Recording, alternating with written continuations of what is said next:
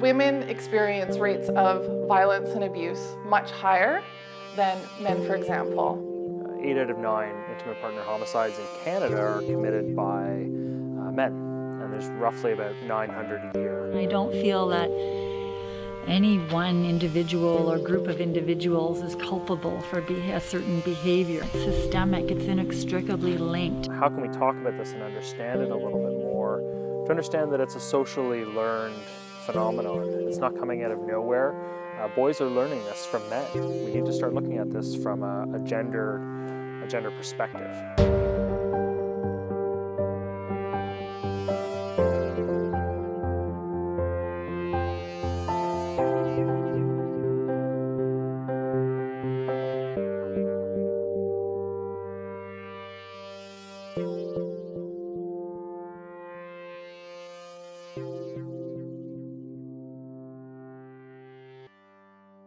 My name is Carrie Everett, and I work here at Bridges for Women Society, and I had a volunteer role at the Women's Sexual Assault Centre before I got into working in this field. And so my role was responding to sexual assault survivors at the hospital. I'd have a pager my one weekend a month, and it was the most shocking thing to me. I got that pager called every weekend. I was going to the hospital. And sometimes I was getting the pager twice. In one, I was at the hospital supporting one person, my pager would go off and there would be somebody else that's arrived. So the prevalence in our community in Victoria is, yeah, it's just enormous.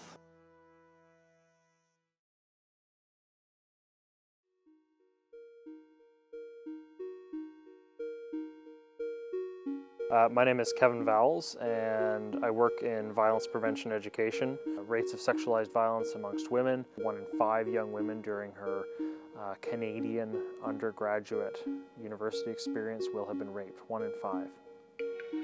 1 in 3 in her lifetime, and that is in all likelihood extremely underreported and low.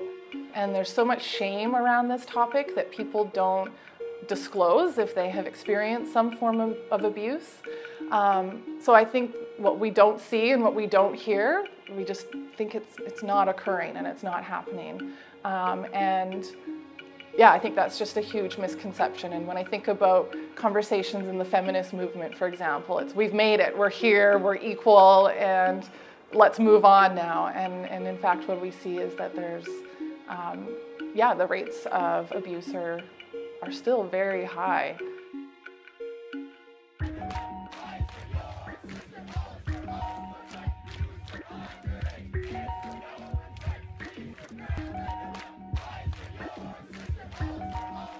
You know, often there's a lot of victim blaming around gender-based violence, and when we look at, say, the UBC rape chants that were going on, there was a really interesting article done about how the women on the bus played a role in perpetuating the chants and gender-based violence and rape culture, effectively. They're perpetuating rape culture, and that they should have said something. And underneath of the word, when I hear the word should, it's almost, in almost all cases, it implies a certain amount of shame. The women should have said something. They should be ashamed that they didn't. There are a lot of women who are, who could absolutely do that. But because a woman didn't, because she was caught off guard, felt really uncomfortable, felt fearful, women absolutely have a role, of course, but in that case, you know, I'm more concerned by the silence of all the men who stood by and let that happen than I am with blaming any of the women on that bus.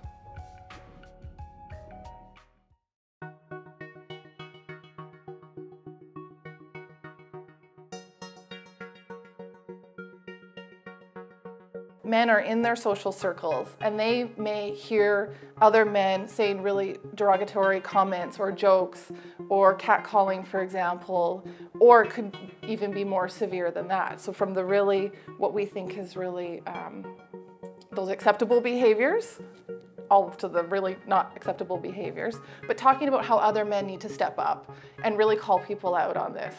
And really make a stand and a statement that this just isn't okay. Hearing our friends talk about relationships that they're in, and we're hearing that this sounds like an abusive relationship, that I think there's opportunity to step up and really support women as well, and not, traditionally what we talk about, we just want to close the door and like just ignore, what's happening in the privacy of someone's home. But I think there's opportunity there to support other people. Like the classic, don't be such a girl, or you hit like a girl. When guys stand up to that, when fathers stand up to that, when they hear that on the playground with a group of boys, that's being an ally to women and girls, and not being a passive bystander, but being an active bystander and having a voice.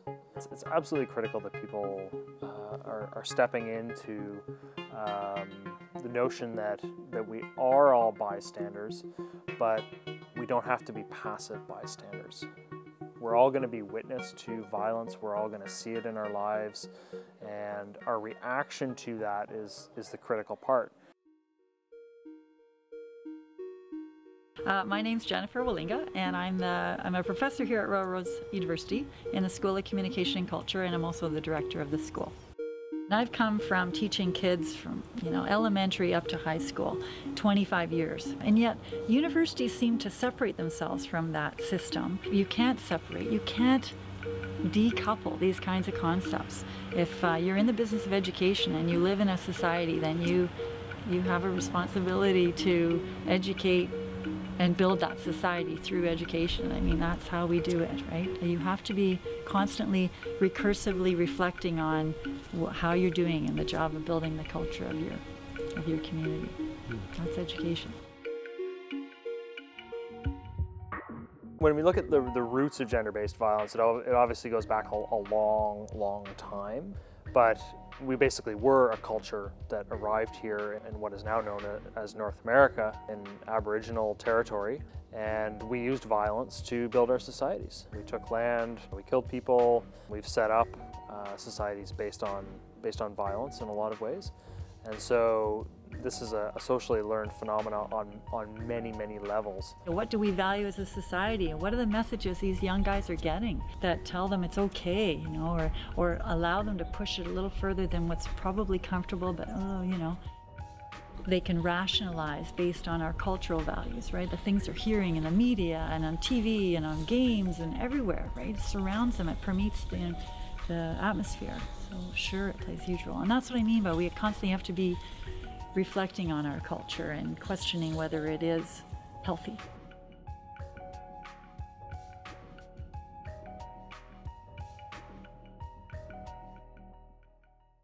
I think by supporting individuals to be healthy and well and strong and empowered, that our communities and the world can hopefully be healthy and well and strong. And yeah, I feel like there's just awareness is happening, but I think it's a constant education. It's I think going to be ongoing.